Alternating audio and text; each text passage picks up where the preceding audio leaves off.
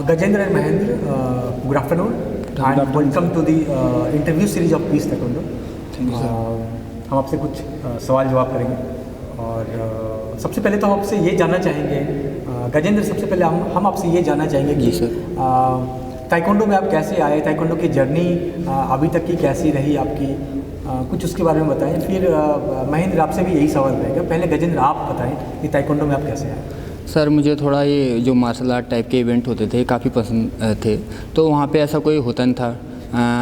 एक ताइक्वांडो ही था, as a taekwondo तो नहीं आया, एज ए मार्शल आर्ट ही आया उसमें। और मैं काफ़ी छोटा था, करीब 2000 में आ गया था और ज्वाइन किया। फिर धीरे धीरे गेम के बारे में पता चला। मैं उत्तराखंड से हूँ तो वहाँ इतना उस टाइम पे गेम का इतना क्रेज़ नहीं था। धीरे धीरे फिर हम लोग स्टेट नेशनल सेलेक्ट हुए, वहाँ जीते, कैंप में सेलेक्ट हुए। वहाँ से हमने स्किल डेवलप की, अपॉर्चुनिटी मिली और मतलब गेम को कैसे इम्प्रूव किया जाता है ये सब सीखा। फिर अपने वहाँ ट्रेनिंग की, धीरे धीरे उससे फिर नेशनल इंटरनेशनल मेडल आए और ये सब होते होते थोड़ा आज यहाँ तक पहुँचे।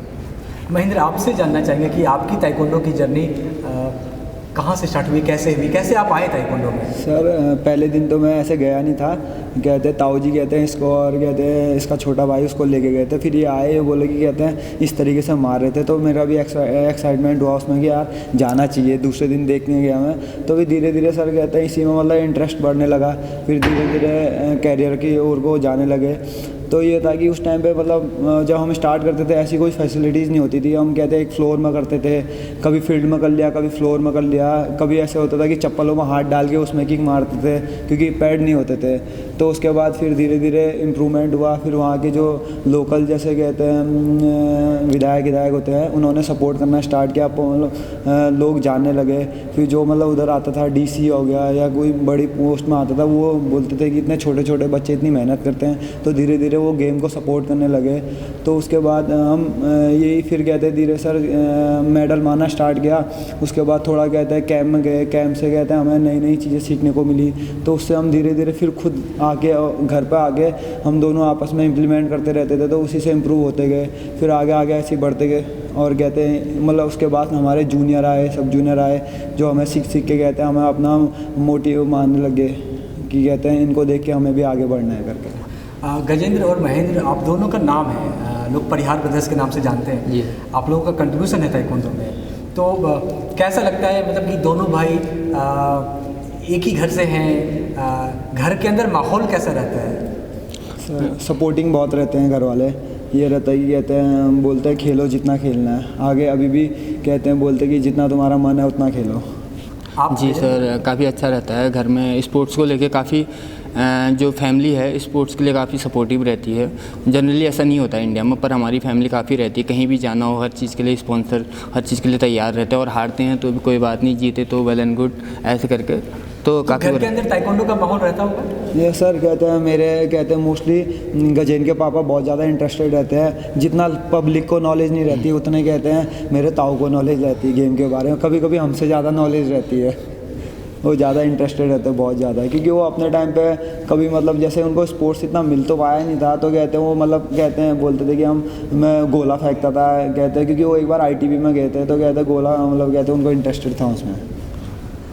गजेंद्र और महेंद्र, पहले तो मैं गजेंद्र से पूछता हूँ कि अगले 2-4 साल के अंदर कौन से ऐसे टूर्नामेंट्स हैं या इवेंट्स हैं जो आप टारगेट कर रहे हैं, जो आपके लिस्ट में है, आपके कैलेंडर में है? सर मेन तो ये एशियन चैम्पियनशिप है और जो कोरिया में होने जा रहा है, और फिर एशियन गेम्स है। फ़िलहाल तो पोस्टपोन्ड है, तो उसके हिसाब से ही चलेंगे जब उसकी डेट आ जाएगी। ये फ़िलहाल एशियन चैम्पियनशिप और 2024 पेरिस जो ओलंपिक है वो में जो लास्ट का है, मतलब बाद का है, वो इवेंट है, उसकी तैयारी। महेंद्र, आप कौन से टूर्नामेंट्स टारगेट कर रहे हैं 2 से 4 साल? सर यही है, अभी तो कहते हैं मतलब एशियन चैम्पियनशिप का टारगेट नेक्स्ट ईयर। अभी एशियन गेम्स पोस्टपोन्ड हो चुका है, तो उसी को टारगेट कर रहे हैं। बाकी कहते हैं G1 G2 ranking tournament target करेंगे। उसके बाद अगर एशियन गेम्स पोस्टपोन्ड हो गए तो उसके बीच में आप जितने G1 G2 होंगे तो उसी के हिसाब से टारगेट करेंगे। ठीक है। दोनों भाइयों से मेरा सवाल है कि जब आप कोई इवेंट में पार्टिसिपेट करते हैं, किसी भी इवेंट में, नेशनल या इंटरनेशनल इवेंट में, तो उसकी तैयारी कैसे करते हैं? How do you prepare for an event? एक इवेंट की तैयारी कैसे करते हैं? पहले गजेंद्र आप बताइए। सर पहले तो देखते कि टाइम कितना बचा है, लेटर कब आया है, तो उस हिसाब से करते, क्योंकि वेट भी ऊपर रहता है, वेट भी रिड्यूस करना होता है। दूसरा जगह कौन सी है, कौन सी जगह जाना है और किससे ट्रेन से या फ्लाइट से, अगर पास है तो ट्रेन से भी और दूर है तो फ्लाइट से भी। और दूसरा सेंसर किस में हो रहा है, तो उसमें हम तैयारी करते हैं उसी, और इवेंट कितना है, मेजर है क्या है, इस तरह से देखते हैं। इंटरनेशनल है, इंटरनेशनल तो वीज़ा का क्या प्रोसेस है, ये सब देखते हुए वहाँ पार्टिसिपेट करते हैं। महेंद्र, आप कैसे प्लानिंग करते हैं किसी इवेंट की? सर यही सर कहते हैं कितना उस इवेंट का इम्पोर्टेंस है, और कहते हैं अगर इम्पोर्टेंस है तो कहते हैं हम उसी के हिसाब से ट्रेनिंग करते हैं। तो पहले तो मोस्टली हम जब कहते हैं टूर्नामेंट मोस्टली सारे इंपॉर्टेंट ही होते हैं, तो कहते हैं जब हम कहते हैं टूर्नामेंट पास आता है तो उसके हिसाब से अपना वेट मेंटेन करने लग जाते हैं, कौन से वेट में खेलना है, किस वेट में खेलना है। और कहते हैं इंटरनेशनल जब जाते हैं तो उसके हिसाब से हमने वीज़ा कहते हैं, और जिस टूर्नामेंट में जाना है उससे पहले हमने उसकी एंट्री करवानी है, ये सब कुछ मतलब होटल मैनेजमेंट सब कुछ करना है। उसके बाद उसी के हिसाब से आगे बढ़ते रहते हैं सर।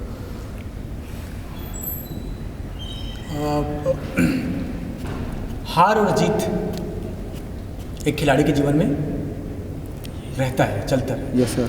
तो महेंद्र, आप बताइए, जब जीतते हैं तो ऑब्वियसली सक्सेस को सेलिब्रेट करते होंगे, बट जब आप हारते हैं किसी इवेंट में पार्टिसिपेट करने के बाद, या जब कोई आपको लॉस होता है लाइफ में, या जब आपको फेल्यूर्स मिलते हैं, आपको सेटबैक्स मिलते हैं, कैसे डील करते हैं आप वैसे फेलियर्स को? सर कहते हैं हार जीत तो एक गेम का पार्ट है। आप ये नहीं है कि हर टाइम पे जीत रहे हो, और कहते हैं ऐसा हो नहीं सकता कभी भी। और कहते हैं कि जब हम हारते हैं उस चीज़ में जहाँ पर हारे हैं उस चीज़ में हम गलतियाँ देखते हैं, क्या है गलतियाँ, हम उस चीज़ को घर में जाके गलतियों को सुधारते हैं, और हम कोशिश करते हैं कि कहते हैं वही गलतियाँ दोबारा ना हो। जितना हम उस हार से अपनी गलतियाँ सुधारेंगे उतना ही हम आगे इम्प्रूव करेंगे। तो उसी चीज़ को मेरा फोकस रहता है कि हमने गलतियाँ क्या करी और मेरा हारने का कारण क्या रहा, तो मैं उस चीज़ को आगे और इम्प्रूव करने की कोशिश करता हूँ कि कहते हैं मैं आगे बेटर हूँ उस चीज़ से, उस हार से। गजेंद्र, आप कैसे फेलियर्स के साथ डील करते हैं? सर जब फेलियर होते हैं तो उसके मेन रीज़न देखते हैं कि किस वजह से आ रहा मैं, स्कोर कम था, कहाँ पे कम था, क्या चीज़ ऐसी जो मैं मिस कर गया, जहाँ पे मैं खा गया। अपनी वीडियो या ये सब देखने के बाद उस पर एनालिसिस करता हूँ, या जो अपने से बेटर कोई कोच जो मेरे से ज़्यादा एक्सपीरियंस वाला उसके साथ शेयर करता हूँ, और उनसे पूछता हूँ कि यहाँ पर क्या होना चाहिए था, क्या करना चाहिए था। फिर उस पर ट्रेनिंग के दौरान उस पर काम किया जाता है। फिर कोशिश की जाती है कि अगली बार एटलीस्ट वो गलतियाँ तो ना हो जो जिसकी वजह से हम हारे थे पिछली बार। एक सवाल है, बहुत ही महत्वपूर्ण सवाल है। एक खिलाड़ी के जीवन में स्पॉन्सर का क्या रोल है? गजेंद्र, आपसे जानना चाहेंगे। सर स्पॉन्सर काफ़ी मेजर रोल करता है, क्योंकि जो इंटरनेशनल इवेंट हैं ये हैं, और एक खिलाड़ी को क्या है काफ़ी पैसा जो उस पर काफ़ी लगता है, क्योंकि उसको इंजरी से लेके इंटरनेशनल खेलना और फूड, फिजियो, हर चीज़ में उसको काफ़ी रहता है, क्योंकि एक इंटरनेशनल लेवल का करीब 1 लाख से ऊपर का रहता है। और अगर साल में उसे 5-6 खेलनी है तो करीब 5-6 लाख तो यहीं पे हो गया, और ट्रेनिंग ये सब। तो स्पॉन्सर बहुत ही ज़्यादा मेजर रोल वो करता है। तो मेरे हिसाब से स्पॉन्सर जो है काफ़ी ज़रूरी है खिलाड़ी को, अगर आगे सक्सेस पानी है या अपनी गेम में आगे ग्रो करना है तो। महेंद्र, आप इसको कैसे देखते हैं? क्या आपको लगता है कि एक स्पॉन्सर ज़रूरी होता है खेल में? सर बहुत ज़रूरी होता है, क्योंकि कहते हैं आप एक स्पॉन्सर है कि आपको एक मनी सपोर्ट है, क्योंकि कहते हैं कोई भी आप स्पोर्ट्स कर रहे हो तो कहते हैं आपको सबसे पहले तो फाइनेंशियल सपोर्ट होना बहुत ज़रूरी है, क्योंकि आपको मालूम है इंजरीज़ होती हैं, आपको डाइट चाहिए, आपको कहते हैं टूर्नामेंट खेलना है। तो एक मिडिल क्लास बंदा कहते हैं इतना आगे अपने उससे नहीं कर सकता, तो एक स्पॉन्सर बहुत ज़्यादा कहते हैं रोल करता है उस चीज़ में। क्योंकि कहते हैं अगर हमने मान लीजिए इंजरीज़ होती है, कुछ भी इंजरी है, लिगामेंट इंजरी है, उसको रिकवर करने में कम से कम 2 से 3 लाख रुपए लग जाते हैं। तो आप ये एक स्पोर्ट्स ऐसा है जिसमें इंजरीज़ होती हैं। तो और कहते हैं आपको टूर्नामेंट खेलने जाना है, और कहते हैं सब कुछ करना है, डाइट एक प्रॉपर आपको एक स्पोर्ट्समैन की डाइट लेनी है, तो कहते हैं आपको एक प्रॉपर डाइट से चलना पड़ेगा। एक नॉर्मल डाइट से तो आप स्पोर्ट्स नहीं कर सकते। तो एक फाइनेंशियल हेल्प है आपके पास, तो आप वो सब चीज़ कर सकते हो जो आपके पास है, जो कहते हैं आप एक प्लेयर को बनाने में ज़रूरत होती है, वो स्पॉन्सर का बहुत ज़्यादा रोल रहता है उस चीज़ में। गजेंद्र, आप बताइए कि जो हमारा खेल है ताइक्वांडो, ये पिछले कुछ सालों में ये कैसे बदला है? आप कैसे देखते हैं? क्या हमारा खेल बदला है पिछले कुछ सालों में? और बदला है तो आप उस बदलाव को कैसे देखते हैं? जी, बदलाव तो बहुत ज़्यादा हैं इस खेल में। पहले मैनुअल टाइप का था, बड़ा एरिना था, और इतना वो भी नहीं था, मतलब हाईलाइट नहीं था फिर नए रूल आए, सेंसर आया, सेंसर में ऐसा है आप किक मारोगे तो स्कोर अपने आप ऑटोमेटिकली कंप्यूटर में आ जाएगा। ये सब होने लगा, एरिना छोटा करने लगे गेम ताकि स्पीड आए, सोशल मीडिया में ज़्यादा होने लगा, ग्रैंड प्रिक्स होने लगे, ग्रैंड स्लैम होने लगे, उसमें विनर को काफ़ी अच्छे अमाउंट में रुपीज़ मिलते हैं। तो इससे क्या हो गया, गेम का एक क्रेज़ बढ़ने लगा, गेम फैलने लगा। अभी वर्ल्ड में करीब 190 कंट्री करीब ये टाइकोंडो खेलती हैं। तो मुझे लगता है पिछले कुछ सालों में बहुत इसमें काफ़ी ग्रो किया है, गेम हर जगह पहुंच गया है। आप महेंद्र इसको कैसे देखते हैं? क्या हमारा गेम वाकई में बदला है? और अगर हमारा गेम बदला है तो आपको ऐसा क्यों लगता है कि गेम बदला है? सर काफ़ी बदला है सर। पहले मैनुअल था, एरिना मोस्टली बहुत बड़ा रहता था, 10x10 का रहता था। फिर उन्होंने चेंज किया स्पीड बढ़ाने के लिए, गेम की स्पीड बढ़ाने के लिए 10x10 से 8x8 में आ गए। फिर धीरे धीरे ऑक्टागन में आ गए, मैनुअल से सेंसर में आए। सेंसर से क्लियरिटी दिखने लगी कि प्लेयर को कहते हैं, जैसे मैनुअल में ये था कि रेफरी स्कोर देते थे, कहते हैं सेंसर में ये होने लगा कि कहते हैं कंप्यूटर बेस्ड है, जो आप क्लियर स्कोर मारोगे अपने आप कंप्यूटर स्कोर दे देगा। फेस के स्कोर कहते हैं आने लगे, तो उससे ये हुआ कि कहते हैं गेम फेयर होने लग गया, जिससे गेम की ब्यूटी और बढ़ने लगी। तो कहते हैं लोग उस चीज़ के लिए ये लगे कि कहते हैं हाँ मतलब इतना फेयर गेम होता है कि कहते हैं इसमें आप कहते हैं कोई चीटिंग नहीं कर सकता रेफरी, क्योंकि सब कुछ कहते हैं कंप्यूटर सिस्टम के थ्रू है। तो इसलिए कहते हैं गेम में काफ़ी चेंजेज आया, क्लियरिटी आई और कहते हैं और ज़्यादा ब्यूटीफुल होने लगा, क्योंकि कहते हैं ऑक्टागन आ गया, उससे और स्पीड बढ़ी। आप गिर नहीं सकते, पहले गिर सकते थे तो कहते हैं आपको कहते हैं वार्निंग मिलती थी, अब कहते हैं गिरने में सीधे आपके पॉइंट जाते हैं। तो इससे कहते हैं आदमी मतलब गेम में चेंजेस काफ़ी आ गए, मतलब ये जितना चेंज हुआ आज से 10 सालों में। महेंद्र आप बताएं कि भारत जैसे देश में क्या ताइक्वांडो एक करियर स्पोर्ट है?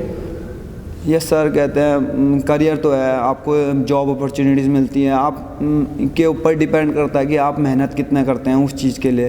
कोई भी आप स्पोर्ट्स कर रहे हो तो कहते हैं ताइक्वांडो ही एक स्पोर्ट्स है जिसमें मार्शल आर्ट स्पोर्ट है, ये हर चीज़ में है, हर डिपार्टमेंट में है, आर्मी में है, CSF में है, पैरामिलिट्री फोर्सेज में है, आर्मी में है, स्टेट गवर्नमेंट देने लग रही हैं जॉब कहते हैं। तो आपके ऊपर डिपेंड करता है कि आप उस चीज़ के लिए मेहनत कितना करते हो। अगर आप ओलंपिक मेडल मारते हो, आपको कहते हैं इंडिया की हाईएस्ट रैंकिंग पोस्ट भी मिलती है।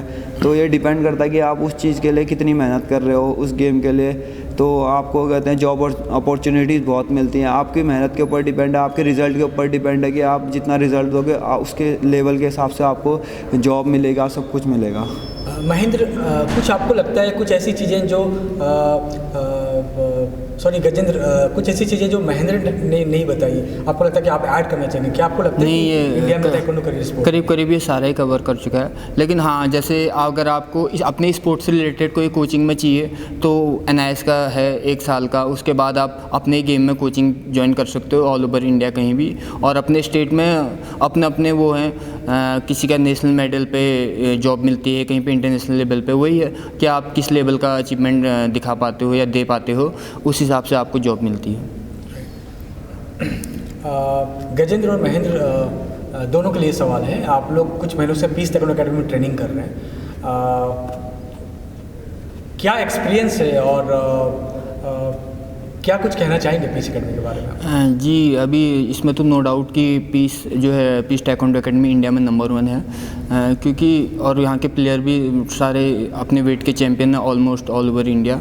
तो जब यहाँ आए तो हमने ये देखा कि यहाँ कोच मास्टर हसन और स्टूडेंट मास्टर भी बहुत टॉप के और स्टूडेंट भी काफ़ी टॉप के हैं। तो यहाँ आने का यही पर्पज़ था कि अपने गेम को इम्प्रूव करना, अपनी स्किल को डेवलप करना है। और यहाँ के ऐसा फील भी हुआ, ऐसा हुआ भी, काफ़ी जल्दी चीज़ें इम्प्रूव हुई, स्टेमिना, स्किल, हर चीज़ इम्प्रूव हुई। तो यहाँ आना काफ़ी अच्छा रहा। महेंद्र आप क्या कहना चाहेंगे? सर सेम ही है, कहते हैं ऑलमोस्ट इंडिया के टॉप प्लेयर्स हैं और इंडिया की टॉप एकेडमी है।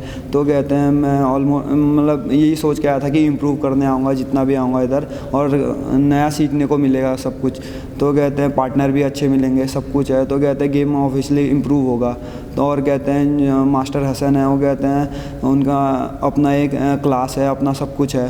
तो कहते हैं उनसे सीखने को बहुत कुछ मिलता है जो हमें है, क्योंकि कहते हैं नई जगह है, नया सब कुछ है, तो नया एक्सपीरियंस मिलता है, नया एक आपको नई चीज़ें, बहुत सारी नई चीज़ें सीखने को मिलती हैं। तो और गलतियाँ पता चलती है हमारी क्या गलतियाँ रही हैं पीछे। तो कहते हैं एक जो कोच का स्टैंडर्ड होता है वो गलतियाँ बताता है हमारी कितनी गलतियाँ हैं, तो उससे हम इम्प्रूव और ज़्यादा करते हैं। तो ये बहुत ज़्यादा हेल्प होती है हमें। ठीक है, आपको लगता है महेंद्र कि एक जो खिलाड़ी होता है वो अपने खेल का ब्रांड एम्बेसडर होता है, और अगर लगता है आपको तो ऐसा आप क्यों कहते हैं?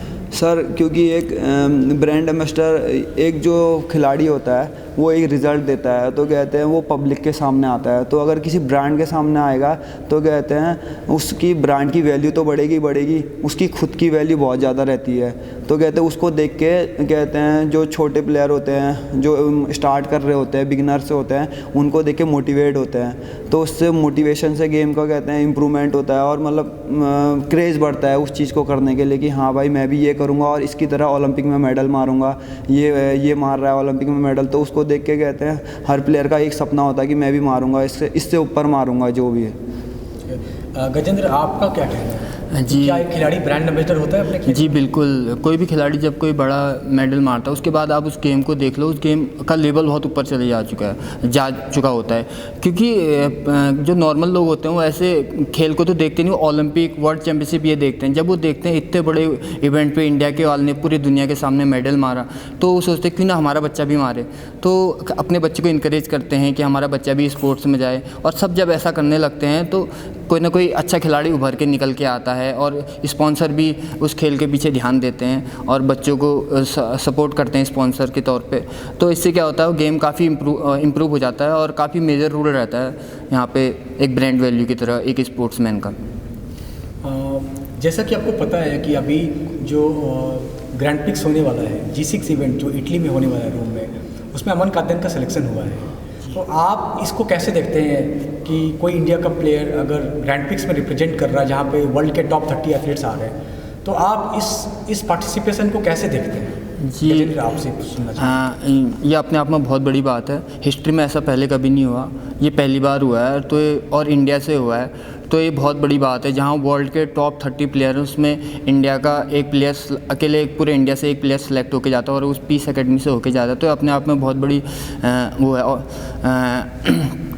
और मुझे ऐसा लगता है कि ये जस्ट बिगिनिंग है एक अच्छी चीज़ का। उसके बाद आगे को वहाँ मेडल आए, जीतें, उससे गेम का और फेम बढ़े, और इवेंट्सों में भी मेडल आए, ग्रैंड स्लैम, ग्रैंड प्रिक्स, यही हो। महेंद्र, आप इसको कैसे देखते हैं इस पार्टिसिपेशन? सर ये पहले तो सर ये अचीवमेंट बहुत बड़ी बात है, क्योंकि कहते हैं इंडिया में इतने सारे प्लेयर खेलते हैं, तो उनमें से एक प्लेयर कहते हैं टॉप 30 प्लेयर्स में खेल रहा है वर्ल्ड में, तो ये इंडिया के लिए बहुत बड़ी अचीवमेंट है। इनको देख के कहते हैं जो इंडिया के और प्लेयर्स हैं वो सोचेंगे हम भी कहते हैं इम्प्रूव करें, हम भी खेलें ग्रैंड प्रिक्स, ग्रैंड स्लैम, आगे इम्प्रूव करने की कोशिश करेंगे, जिससे कहते हैं उनका मोटिवेशन और बढ़ेगा अमन को देख के।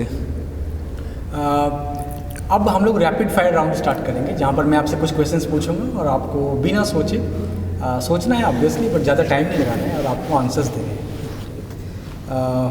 आप दोनों भाइयों में सबसे ज़्यादा खाता कौन है? मैं। आप दोनों भाइयों में सबसे ज़्यादा सोता कौन है? ये। आप दोनों भाइयों में सबसे ज़्यादा मेहनती कौन है? ये ज़्यादा है।